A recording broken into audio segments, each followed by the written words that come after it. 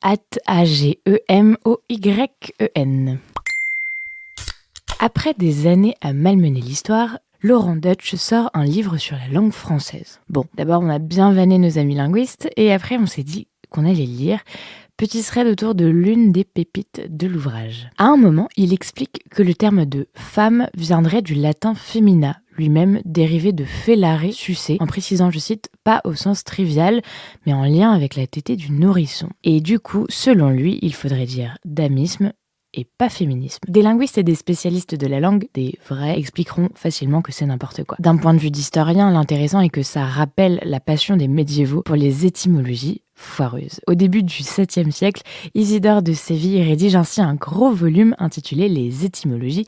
Il y fait l'histoire de 100 000 mots. Et oui, quand même. À l'époque, l'étymologie est pensée comme une vraie science permettant d'atteindre le sens authentique des mots. Dans ce livre, Isidore, qui brasse une énorme culture littéraire, fait souvent preuve d'esprit critique. Et plusieurs des étymologies qu'il propose sont tout à fait correctes. Mais bon, souvent il dit n'importe quoi, et c'est là que ça devient drôle. Sa méthode repose sur l'homonymie. Par exemple, le mot saxon viendrait de saxum, le rocher, car les Saxons sont un peuple dur, comme un caillou quoi. Voilà, un rapprochement arbitraire sur la base du son, puis on trouve un sens, et pouf, ça fait une étymologie. Parfois c'est plus tordu. Ainsi, pour le renard, en latin vulpes, selon Isidore, le mot vient de volubilis, habile, et pedes, les pieds, donc habile sur ses pieds. On remixe les deux mots et avec un peu de bonne volonté, on obtient vulpes. L'agneau, lui, viendrait de agnoscere, reconnaître, parce que l'agneau reconnaît toujours sa mère. Oui, nous non plus, on n'est pas berger, mais ça nous semble pas ultra solide comme explication. Quant au crocodile, il dériverait du mot crocus qui désigne le safran,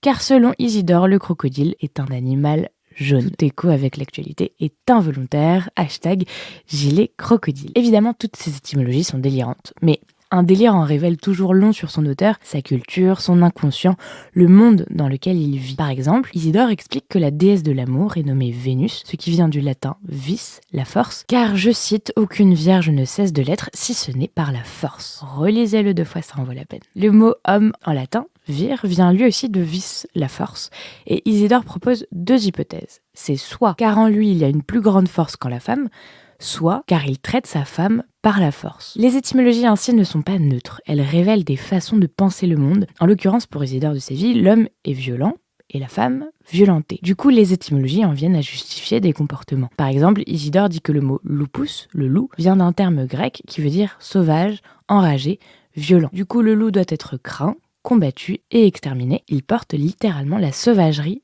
en son nom. De même, quand Laurent Deutsch dit que femme viendrait de fellare, sucer, téter, ce qui est faux, on le répète, c'est une façon de renvoyer la femme à un rôle maternel et sexuel. Le loup est féroce, la femme donne le sein, les mots deviennent des identités. Ce goût pour l'étymologie impose l'idée que l'origine d'un mot compte plus que son usage et qu'on ne peut jamais changer la première. On devine à quel point cette obsession pour les racines linguistiques peut rejoindre un fantasme des racines historiques. Et on sait à quel point ce fantasme des racines est politiquement connoté et dangereux.